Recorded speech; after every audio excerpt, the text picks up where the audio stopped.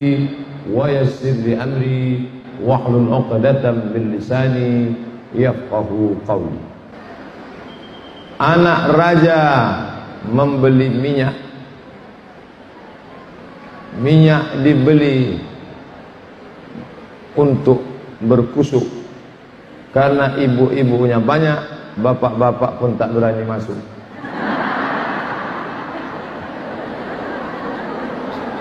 Itu banyak. Itu bapak-bapak di luar nggak berani masuk. Assalamualaikum Pak. Saya khawatir nanti muncul komisi pembela hak laki-laki, karena banyak laki-laki yang tidak bisa masuk acara pengajian ini. Ibu-ibu semuanya sehat? Kumaha atuh damang? Pripun kabare api? Alhamdulillah. A'udzu billahi minasy syaithanir rajim. Wal baladut thayyibu yakhruju nabatuhu bi'izni rabbih walladzi khabutha la yakhruju illa nakida. Wal baladut thayyibu, tanah yang baik, yakhruju nabatuhu bi'izni rabbih, mengeluarkan tanaman yang baik-baik. Walladzi khabutha, tanah yang tandus, tanah yang tidak baik, la yakhruju illa nakida, hanya akan mengeluarkan tanaman-tanaman yang baik. Tidak ada tanah yang paling baik selain tanah Republik Indonesia. Gemah ripah loh jenawi, untayan zamrud katulistiwa, tongkat dan batu jadi tanaman. Di Makkah, Madinah, kalau mau tanam korma, satu batang pohon harus ada satu keran air di bawahnya. Betul? Ibu waktu umroh melihat itu, ada keran-keran air. Kita lihat di jalan kota Madinah, bunga, tanam-tanaman indah. Ternyata ketika ditanya, loh kok bisa gini? Ditanam dulu Pak Ustadz. Setelah berbunga baru dipindah ke sini, disiram tiap hari. Tapi di tanah kita tumbuh bunga mawar, dipandang indah, mekar harum semerbak, dicium wangi luar biasa. Kenapa? Tanah yang baik. Sedangkan tanah gurun Maroko tumbuh bunga kaktus, dicium tidak harum, hati-hati hidung bisa bengkak. Bunga kaktus. Apa makna ayat ini? Setelah cerita tentang tanah, langsung ayat berikutnya tentang Nabi Nuh alaihi salam. Kata Imam Al-Biqai, ada at-tanasub, kesesuaian antara satu ayat dengan ayat berikutnya. Lama saya mikir, apa hubungan tanah yang baik menumbuhkan tanaman yang baik dengan Nabi Nuh alaihi salam?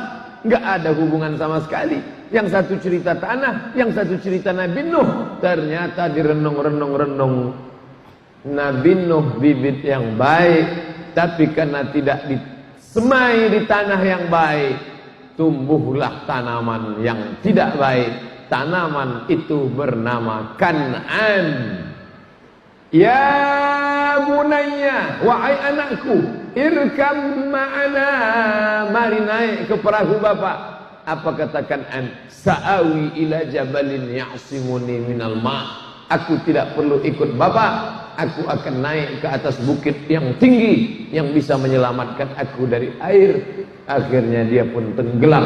Ketika akan tenggelam, apa kata Nuh alaihissalam? Ya Rabb, ya Allah, inna bni min ahli, itu anakku ya Allah, tolong selamatkan dia ya Allah. Apa kata Allah? Innahu laisa min ahlik, dia bukan anakmu. Innahu amalun ghairu salih, karena amalnya tidak baik. Lahir anak tidak baik dari seorang nabi yang baik, karena bibit itu disemai di tanah yang tidak baik. Maka beruntunglah anak-anak yang lari-lari, lompat-lompat di luar, mereka dari tanah-tanah yang baik. Maka lahirlah dari ini semua anak-anak yang soleh dan solihah. Amin ya rabbal alamin. Ceramah ini hanya saya ceramahkan di depan ibu-ibu. Karena kalau saya ceramahkan di depan bapak-bapak bahaya. Kenapa? Karena kalau saya ceramahkan di depan bapak-bapak tadi malam, dari tanah yang baik akan lahirlah bibit-bibit yang baik. Dia pulang ke rumah, nampaknya mah papa mau ganti tanah baru. Bahaya. Makanya ini hanya ceramah untuk ibu-ibu. Supaya apa? Ibu-ibu memperbaiki diri, yang gadis yang belum nikah supaya hijrah, yang sudah punya anak tetap perbaiki jiwa, raga, iman, ilmu, amal, maka insya Allah anaknya pun akan baik-baik. Perempuan yang solihah itu idza ra'aitaha sarratka, kalau kau pandang hatimu senang. Bukan senang karena bedaknya 3 inci, bukan senang karena lipstiknya tebal, bukan senang karena 2 warna, sebelah kiri hijau, sebelah kanan biru, tapi senang karena dia basah bekas air wudhu habis sholat duha, senang karena dia habis khatam Quran, baca Yasin, surat Al-Kahfi, surat Al-Waqi'ah. Idza amartaha ata'atka, kalau engkau ajak dia patuh. Bu, besok kita ke Masjid Al-Ittihad ya di Cibubur, ada pengajian. Sami'na wa ata'na.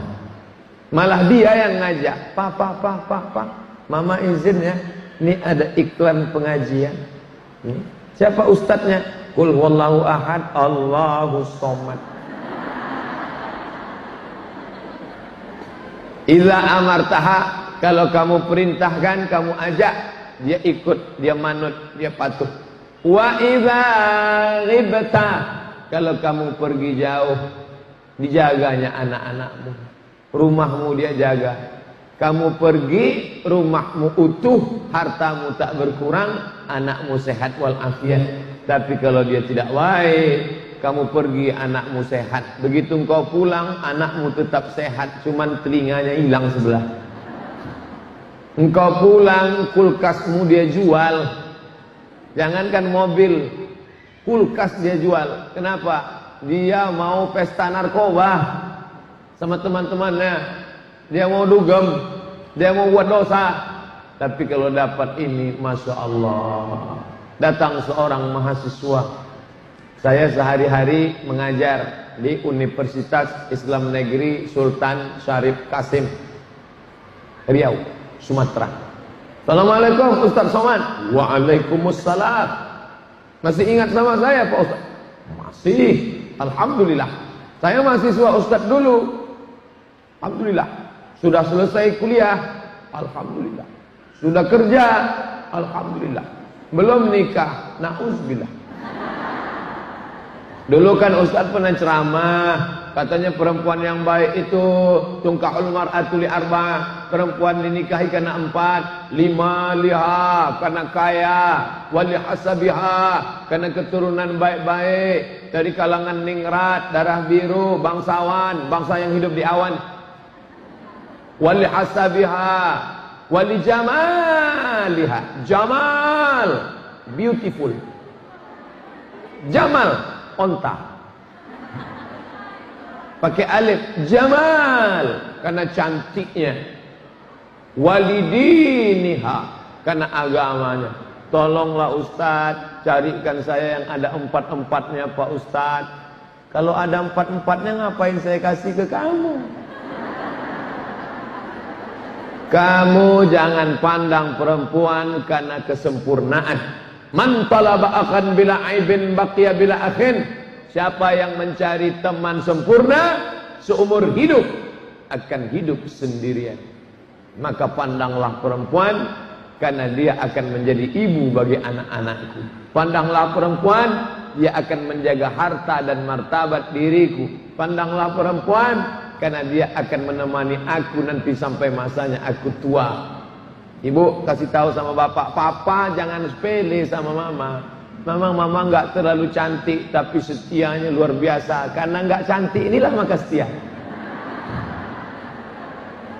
Nanti sampai masanya kamu stroke, mati badan sebelah, yang akan nyuapin kamu makan siapa? Nih, Maka kamu jangan sepele. Nanti kalau kamu sombong, kalau kamu macam-macamin aku, kalau kamu sepele sama aku, lihat nanti kalau kamu tua, aku akan pakai skop.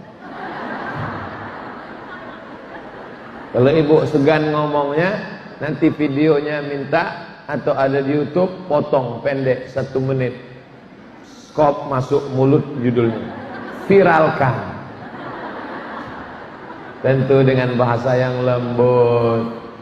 Perempuan itu tidak pernah mendengar kata, isinya dia tidak terlalu peduli. Tapi yang selalu dia pentingkan adalah kata-kata yang lembut. Makanya Nabi selalu mengucapkan kata-kata yang lembut. Sampai Nabi tidak mau panggil nama Aisyah. Ya Humairah, wahai engkau ahmar, merah. Ya Humairah, wahai engkau yang kulitmu putih kemerahan kalau terkena sinar matahari. Coklat tua. Wahai engkau yang putih kemerahan kalau terkena sinar cahaya matahari. Kemarin siang kami pengajian di Kemenq, Kementerian Keuangan, datang bapak-bapak. Ustadz Somad, ya. Saya selalu dengerin ceramah Ustadz, ya. Saya ingin hubungan dengan istri mesra, ya. Bagaimana kalau saya panggil istri saya, ya Humairah, wahai engkau yang putih kemerahan? Bagus, saya bilang. Tapi istri saya hitam, Pak Ustadz. Ya enggak apa-apa. Perbuatan yang baik, idghalus surur fi qulubil mu'minin, menyenangkan hati orang beriman. Dia sudah beli bedak pemutih 2 bulan, enggak putih-putih. Semua teman dia yang ngomen di FB bilang, kok kamu enggak berubah? Tiba-tiba kita mengatakan, hai engkau yang putih kemerahan. 2 kemungkinan. Pertama dia senang, yang kedua ngejek.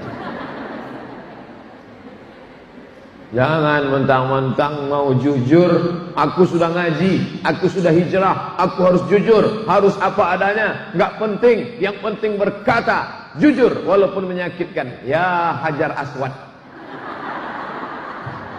aku sakit hati.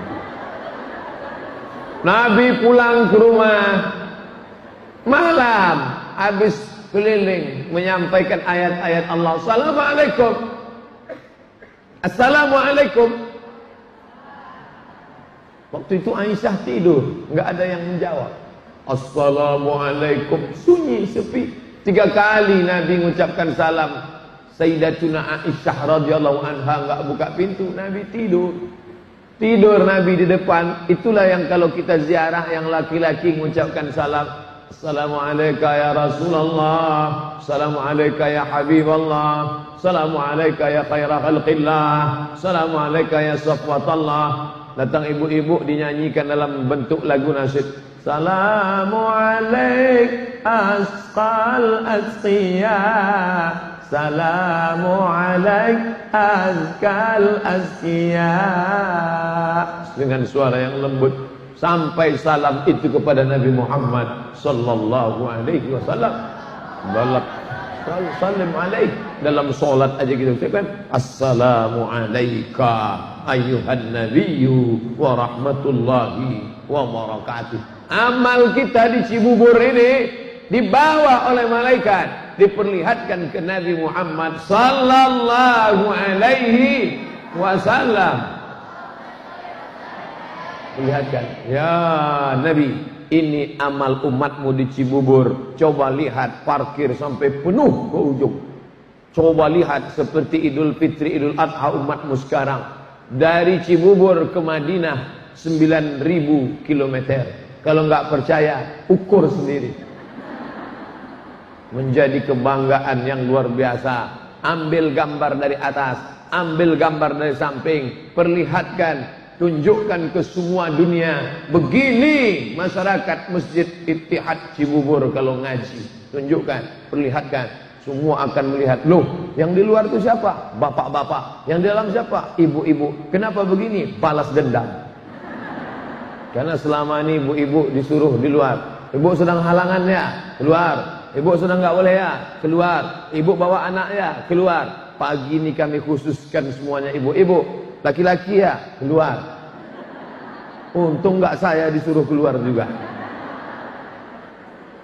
Saya ceramah ke Kuala Lumpur setiap bulan Februari. Kuala Lumpur, Selangor, Malaka, Ipoh, keliling. Datang ibu-ibu. Assalamualaikum. Waalaikumsalam. Ustadz Abdul Somad. Betul, saya orangnya. Saya nak jumpa dengan emak Ustadz Somad. Loh, kok mau cari emak saya? Jadi saya, sebab makhluk ini pasti dibina, dibentuk, dididik oleh orang manusia yang luar biasa. Kata dia, emak saya luar biasa. Kalau saya biasa di luar. Dia mau ketemu emak saya. Benar-benar dia datang ke Riau, Pekanbaru, dan ketemu emak saya. Dia tanya, gimana dulu ibu mendidik anak ibu? Ternyata dia tidak lihat saya, tapi dia lihat siapa yang membentuk, siapa yang mendidik.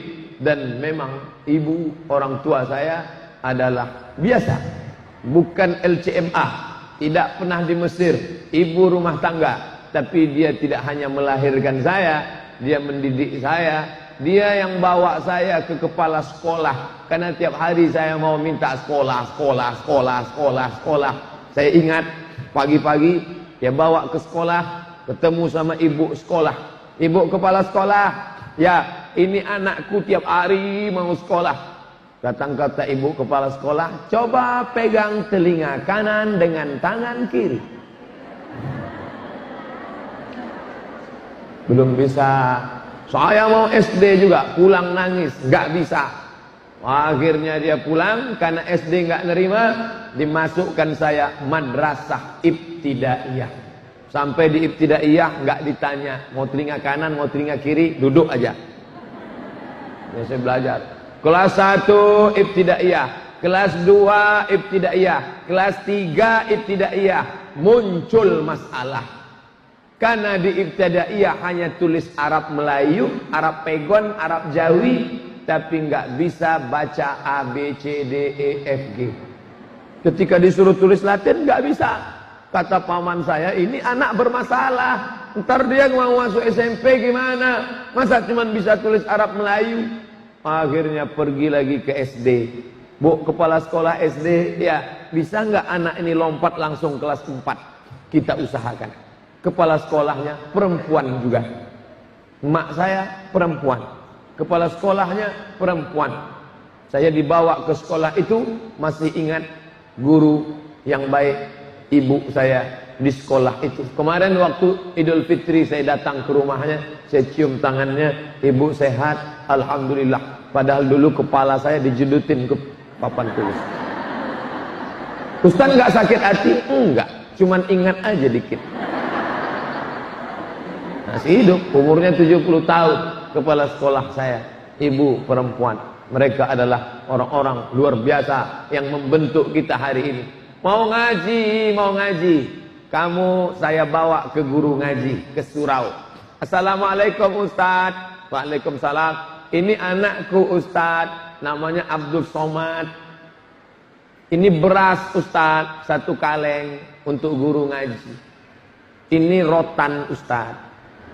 Ujungnya dibelah 4. Nanti kalau anakku nakal, pukullah dia. Aku ikhlas dunia akhirat. Saya sangka basa-basi. Gak taunya serius.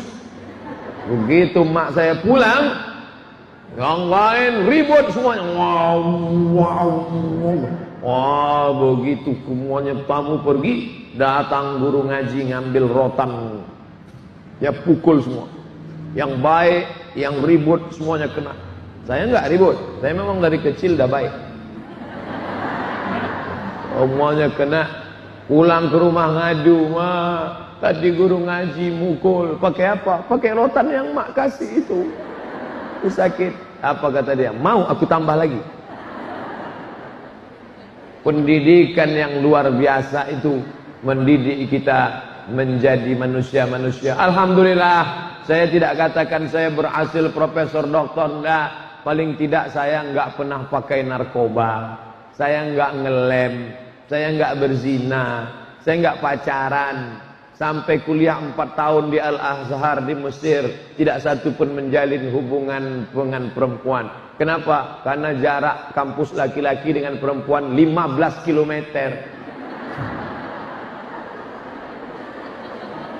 Tapi pendidikan ibu luar biasa. Aku nggak mau kamu berzina.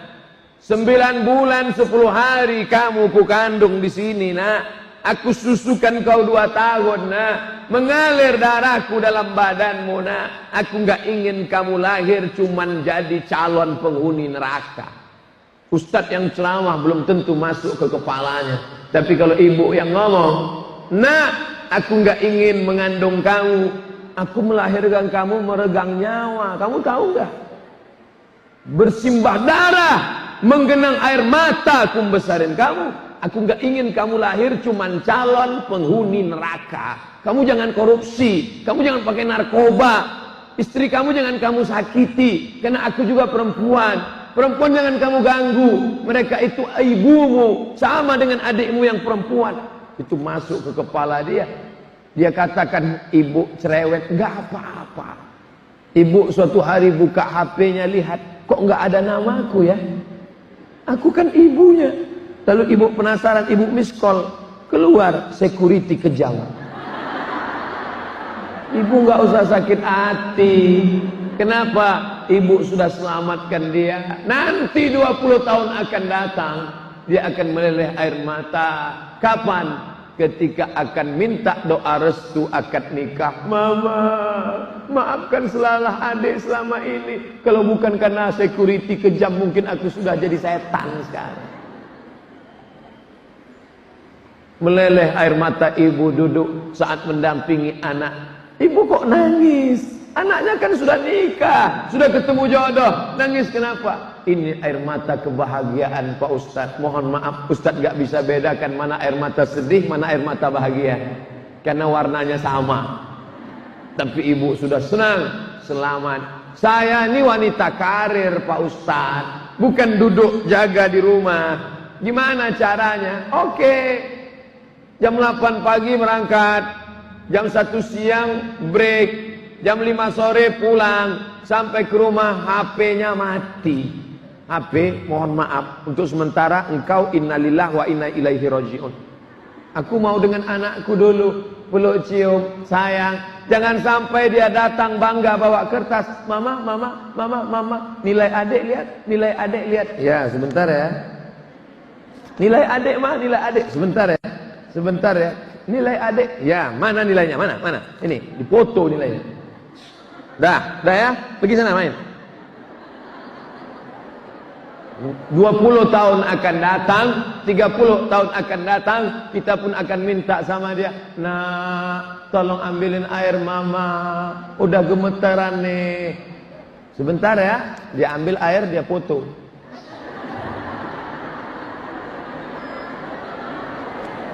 Berapa banyak ibu-ibu yang mestinya 6 tahun pertama dia memberikan kasih sayang total.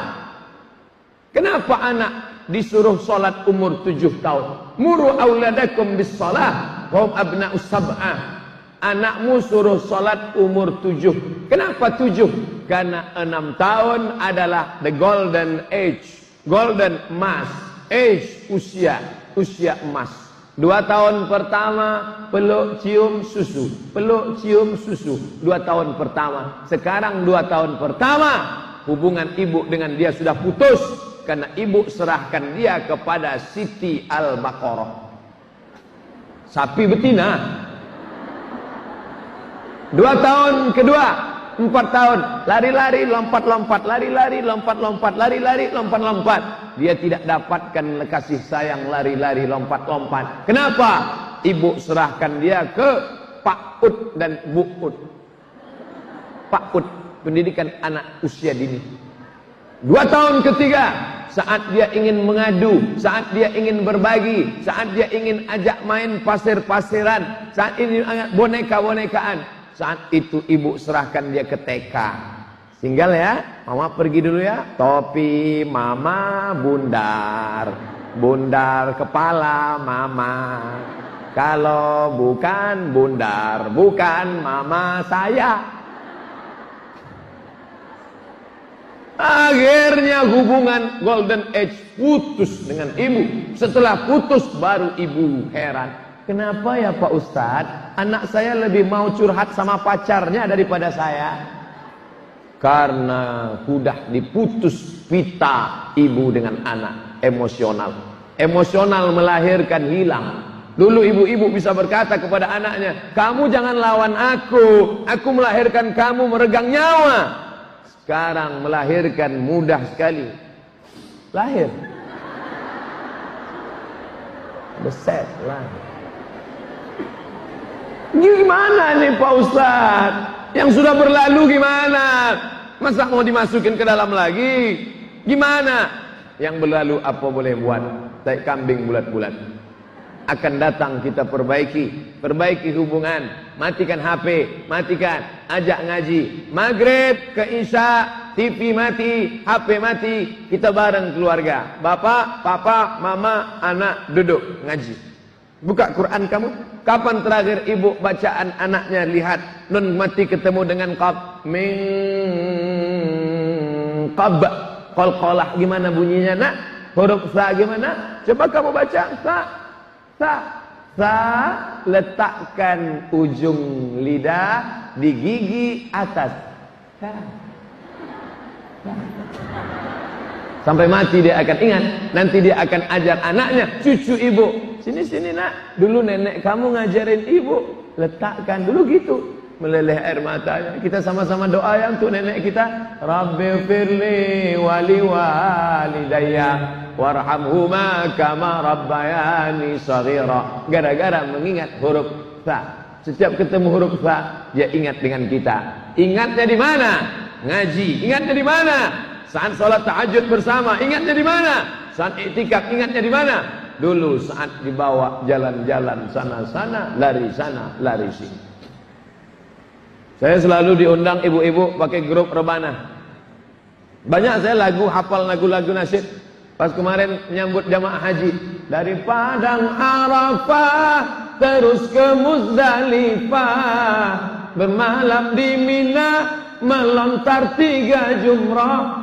Syarat rukun haji sempurnalah sudah, semoga menjadi haji mabrurah. Ustaz dengar di mana? Dulu emak-emak kita nyanyi. Sekarang lagu-lagu religi itu sudah hilang. Siapa yang menggantikannya? Keong racun kucing garong. Ibu sambil masak pagi untuk suami, pembantu ada. Tapi lain rasanya kalau ibu yang masak. Pembantu mungkin motong-motongnya, ibu sambil masak. Salatullah, salamullah, ala taha rasulillah. Salatullah, salamullah. Garam ya.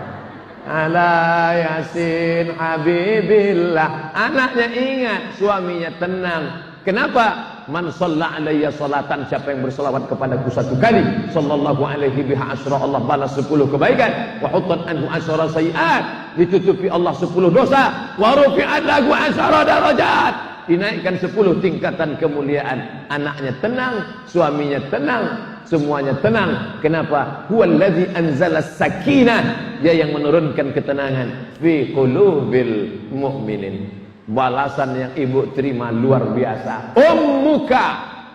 Siapa lagi ya Rasulullah? Ummuka. Siapa lagi ya Rasulullah? Ummuka. Ibumu, ibumu, ibumu. 3 kali. Lalu yang keempat, siapa ya Rasulullah? Abuka, bapakmu. Saya nggak bisa nasihatin anak saya, kamu mesti berbakti kepada aku. Bapakmu, bapakmu, bapakmu. Hadisnya mana? Ibumu. Siapa lagi? Ibumu. Siapa lagi? Ibumu. Kenapa ibu dapat 3? Ibu mengandung, ibu melahirkan, ibu menyusukan. Bapak-bapak yang pengen dapat 3, coba yang 3. Pulang dari sini, lihat ada jual kelapa muda, beli 1. Pak, beli kelapa muda. Mau dibelah murni atau campur? Enggak usah dibelah, kelapanya bulat-bulat. Untuk apa? Ikat di perut. 9 bulan 10 hari. kalau mau merasakannya. Ibumu, kata Nabi sallallahu alaihi wasallam, ya Rasulullah, aku mau perang, ikut mati syahid. Kalau aku mati syahid akan dapat 4. Tidak merasakan sakratul maut, melainkan seperti dicubit saja. Sakratul mautnya seperti dicubit. Orang sakratul mautnya seperti kambing dikuliti hidup-hidup. Orang sakratul mautnya seperti tebasan pedang di tempat yang sama. Dia seperti dicubit saja sakratul maut. Tidak merasakan azab kubur, tidak merasakan hisab, masuk surga langsung. Tidak ada pakai transit. Penerbangan langsung direct. Izinkan aku perang ya Rasulullah, aku mau mati syahid. Apa kata Nabi? Alaka min ummit, ibumu ada di rumah, emakmu masih hidup? Dia menjawab, "Na'am, ya, ibu saya ada." Ilzam rijlaiha, kamu enggak perlu ikut perang, kamu enggak perlu pergi ke Rohingya, kamu enggak perlu pergi ke Palestina, kamu pulang ke rumah, urus tapak kaki ibumu, kau dapati surga di sana. Saya enggak bisa nasihatin anak saya, anakku di bawah tapak kakiku ada surga. Mana? Tapi di bawah telapak kaki ibu ada surga. Yang ngomong siapa? Sayyidina wa maulana Muhammad. Allahumma salli wa sallim wa barik alaihi. Ini, maka siapa makhluk di dunia ini yang di bawah tapak kakinya ada surga? Hanya perempuan. Perempuannya bagaimana? Perempuan yang mendidik anak-anak yang luar biasa. Ibu punya anak hafal Quran 30 juz. Satu hari ngulang 2 juz.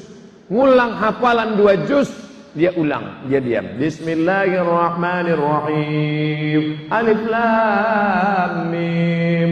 Dzalikal kitabu la raiba fihi hudal lil muttaqin alladzina yu'minuna bil ghaibi wa yuqimuna shalah wa mimma razaqnahum yunfiqun.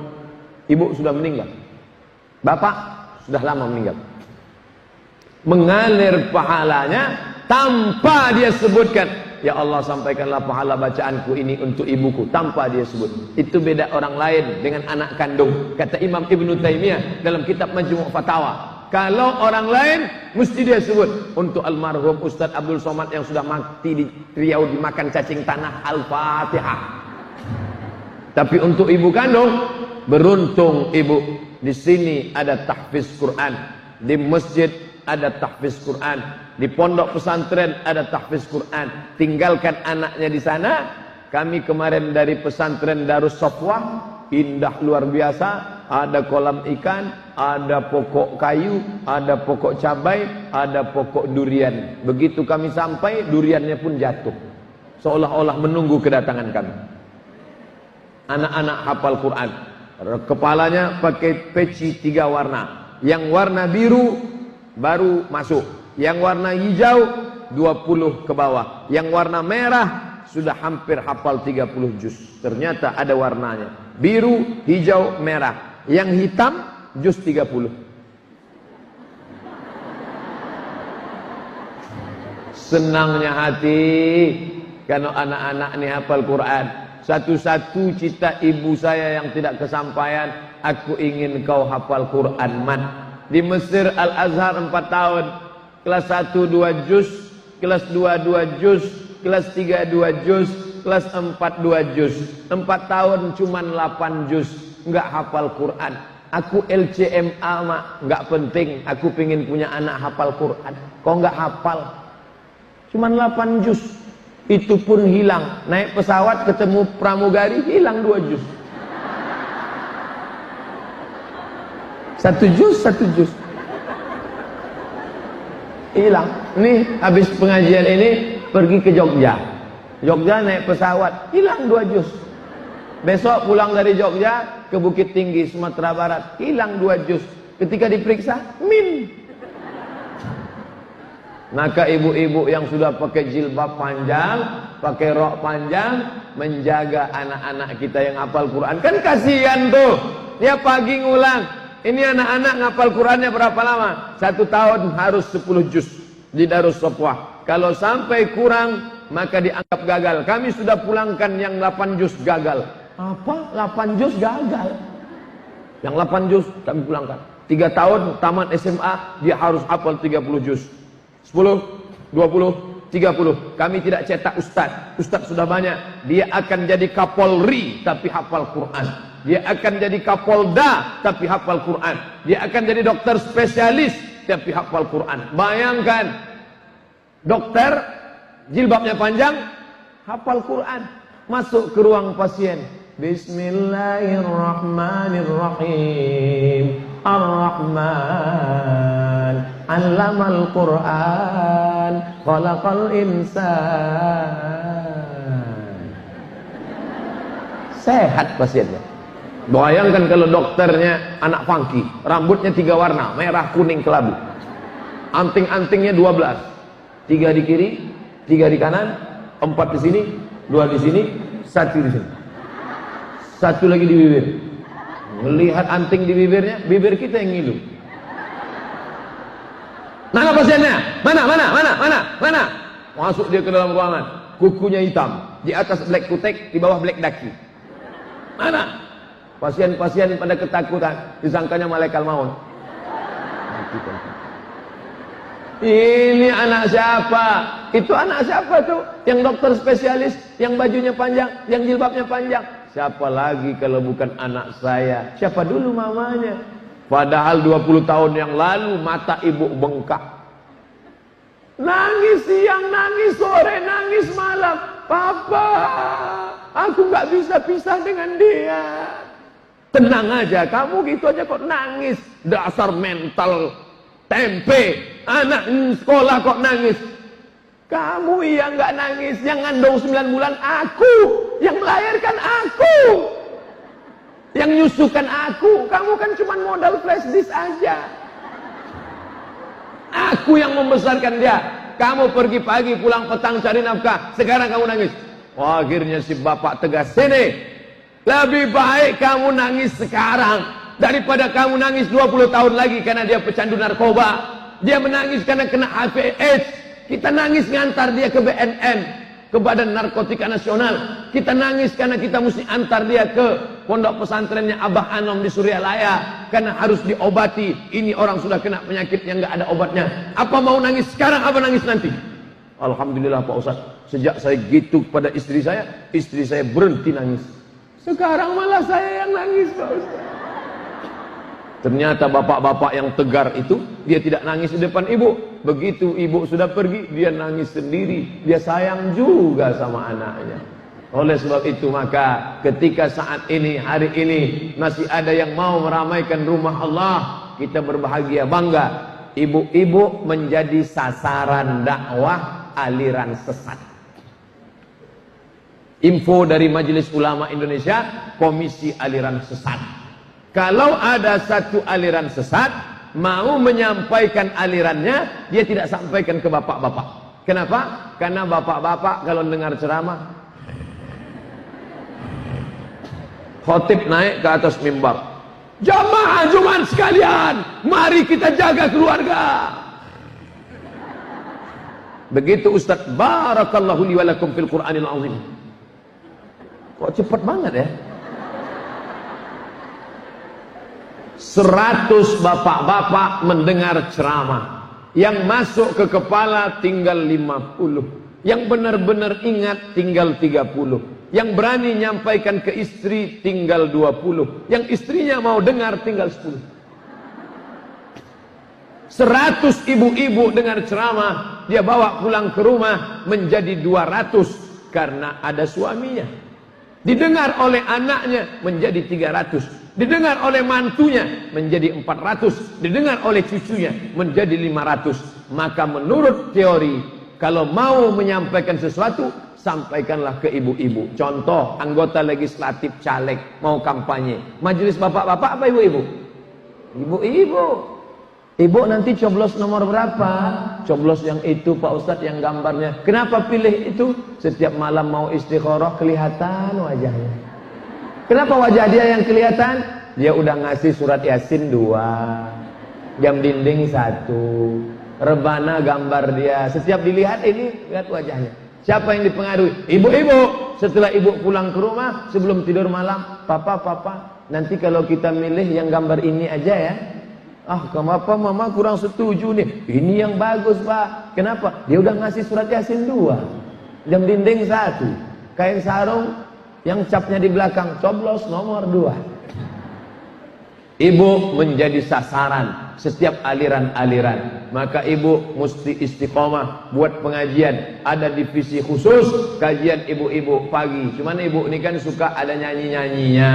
Beda sama bapak-bapak. Kalau bapak-bapak tegas saja. Berikut ini pengajian ustaz. Panggillah ustaz-ustaz yang suka pakai nyanyi-nyanyi. Sebelum ustadznya datang, kita baca Asmaul Husna dulu ya, kata ketua panitia. Dari kita ngomong nggak tentu arah, kita baca ya Rahman, ya Rahim, ya Malik, ya Kudus, ya Salam, ya Mu'min, ya Muhaimin, ya Aziz. Pas sampai pada ya Ahad, ya Somad. Begitu mereka sebut dia Somad, saya pun muncul pas acara pengajian. Saya tahu saya terlambat, tapi ibu jangan panggil-panggil lah. Apa maknanya?